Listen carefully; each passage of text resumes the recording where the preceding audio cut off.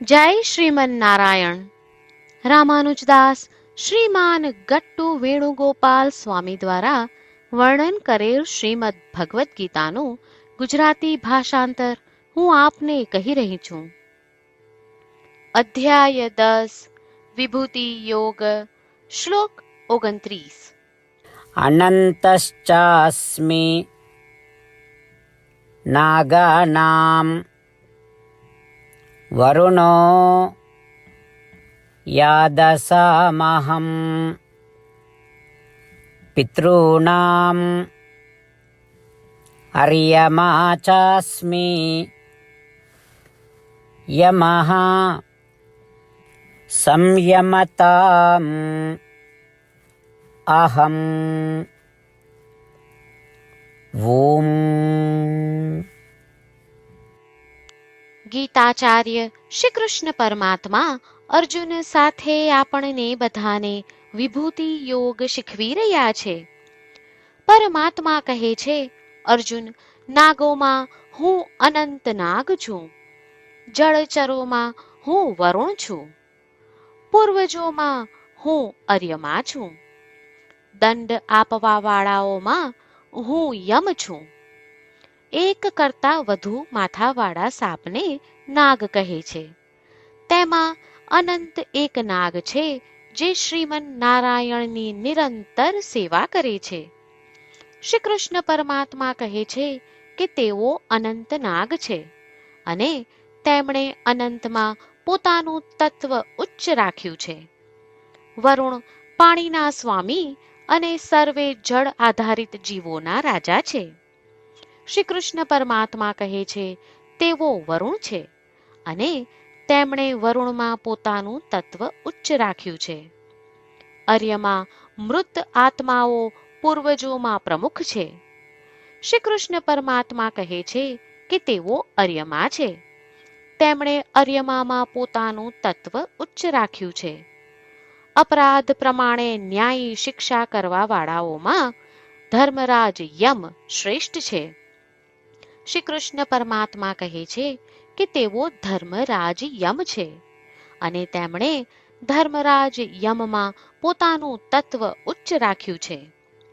શ્રી કૃષ્ણ પરમાત્માના ઉપદેશોને ધ્યાનમાં રાખીને જ્યારે પણ આપણે અનંત નાગનું નામ સાંભળીએ, જ્યારે પણ આપણે વરુણનું નામ સાંભળીએ, જ્યારે પણ આપણે અર્યમાનું નામ સાંભળીએ, જ્યારે પણ આપણે ધર્મરાજ યમનું નામ સાંભળીએ, ત્યારે ચાલો આપણે તેમનામાં શ્રી કૃષ્ણ પરમાત્માના ઉચ્ચ તત્વને ઓળખીએ.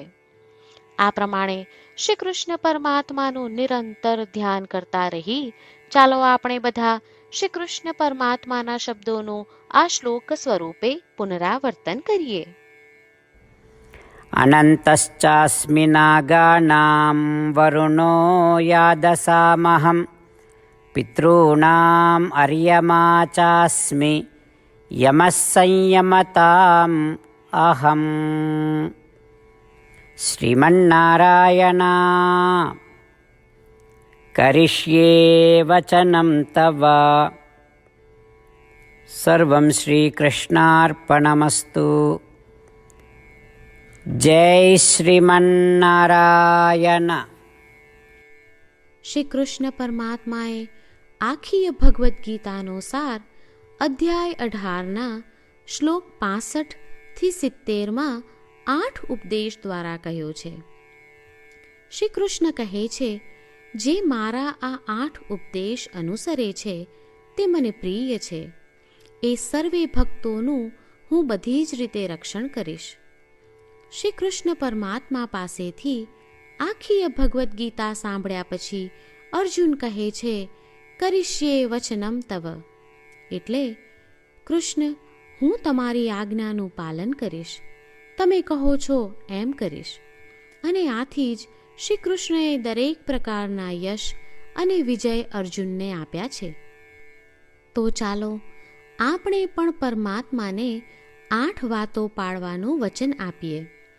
પરમાત્માને આપેલા વચનથી મોટી કોઈ પૂજા, તપ કે યજ્ઞ નથી.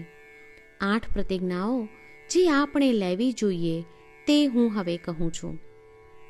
આપ સૌ પણ એનો મન અને હૃદયથી વિચાર કરો. આ રીતે શ્રી કૃષ્ણને વચન આપતી વખતે આપણે સૌ શ્રી કૃષ્ણની હસતી મુખમુદ્રાનો મનમાં વિચાર કરીએ અને પરમ આનંદનો અનુભવ કરીએ. જય શ્રીમન્નારાયણ. આપણા 8 વચનો આ પ્રમાણે છે. આપણું પહેલું વચન: હે શ્રીમન્નારાયણ, તમારા ઉપદેશ પ્રમાણે હું હંમેશા તમારું ધ્યાન અને ચિંતન કરીશ. આપણું બીજું વચન: હે શ્રીમન્નારાયણ, તમે કહ્યું છે તેમ હું સદાય તમારી ભક્ત રહીશ. આપણું ત્રીજું વચન: હે શ્રીમન્નારાયણ, હું મારા કર્મો તમને સંતોષ થાય તેમ અને તમારી સેવા માટે કરીશ.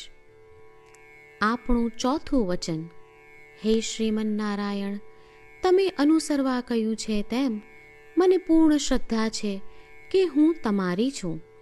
હું સદાય મારા હાથ જોડી તમને નમસ્કાર કરીશ, તમારી ભક્તિ કરીશ. આપણું પાંચમું વચન: હે શ્રીમન્નારાયણ, હું તમારા શબ્દો યાદ કરું છું. મામેકમ શરણમ વ્રજ, તમે તમારી શરણમાં આવવા કહ્યું છે. શ્રીમન્નારાયણ, હું માત્ર તમારા જ શરણમાં છું. આપણું છઠ્ઠું વચન: હે શ્રીમન્નારાયણ, આપે કહ્યું છે મા શુચ, તમે અમને આશ્વાસન આપી શોક ન કરવા માટે કહ્યું છે, તો હું દુઃખી નહીં થાઉં, શોક નહીં કરું. આપણું સાતમું વચન: હે શ્રીમન્નારાયણ, અમારા કલ્યાણ અર્થે આપે શ્રીમદ્ ભગવદ્ ગીતા રૂપી આશીર્વાદ આપી અમારા સૌ પર કૃપા કરી છે, તો હું દરરોજ ઓછામાં ઓછો 1 શ્લોક વાંચીશ અથવા સાંભળીશ એવો સંકલ્પ લઉં છું. આપણું આઠમું વચન: હે શ્રીમન્નારાયણ, હું ગીતાના દૈવી શબ્દો એ ભક્તો સુધી પહોંચાડવાનો પ્રયત્ન કરીશ જેઓ ગીતાથી અજાણ છે. હે શ્રીમન્નારાયણ, તમે કહ્યું છે તેમ કરીશ, તમે કહ્યું છે એમ વર્તીશ અને તમારા માટે જ કર્મ કરીશ. શ્રીમન્નારાયણને આપેલું વચન કે દરરોજ તમે કહ્યું છે એમ કરીશું, એ જ એક મહાન પૂજા છે. તો ચાલો આપણે સૌ દ્રઢ શ્રદ્ધા સાથે પ્રભુ પાસે એક સંકલ્પ લઈએ. શ્રીમન્નારાયણ, કરીશ્યે વચનમ તવ. શ્રીમન્નારાયણ, હું તમારી આજ્ઞાનું પાલન કરીશ. સર્વમ શ્રી કૃષ્ણાર્પણમસ્તુ. જય શ્રીમન્નારાયણ. અનંતશ્ચાસ્મિ નાગાનામ વરુણો યાદસામહં પિતॄણામ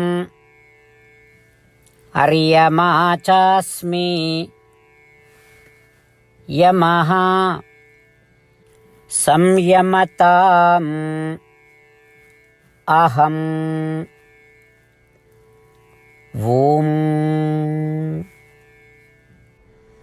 અનંતશ્ચાસ્મિ નાગાનાં વરુણો યાદસામહં પિતॄણામ અર્યમા ચાસ્મિ યમઃ સંયમતામ અહમ.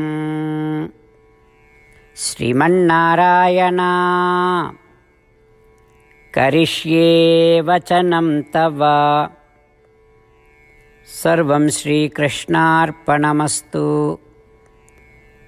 જય શ્રીમન્નારાયણ. જય શ્રીમન્નારાયણ. તમામ ભક્તોને ખાસ વિનંતી: આપણા જીવનની દરેક બાબતોમાં આપણે તાત્કાલિક અને અસરકારક પરિણામો ઈચ્છીએ છીએ. આ પ્રાપ્ત કરવા માટે ચાલો દરરોજ 1 મિનિટ ફાળવીએ અને નારાયણાસ્ત્રમ વાંચીએ. નારાયણાસ્ત્રમ મેળવવા માટે તેની વેબસાઇટ જે www.narayanaastram.org છે તેના પર જાઓ અને રજિસ્ટ્રેશનમાં તમારું નામ અને ઈમેલ આપો.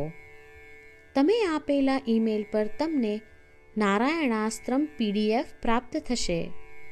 PDFમાં રામાયણનો એક શ્લોક, ગીતાનો એક શ્લોક અને એક વિષ્ણુ નામ છે. આ 3ને નારાયણાસ્ત્રમ કહેવામાં આવે છે. દરેક વ્યક્તિને આ શ્લોકોનું અલગ અલગ સંયોજન પ્રાપ્ત થાય છે.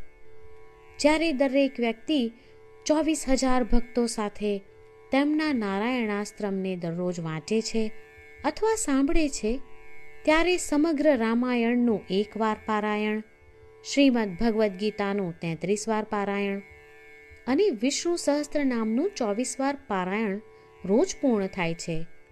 આ એક અદ્ભુત અને અસાધારણ પરિણામ છે.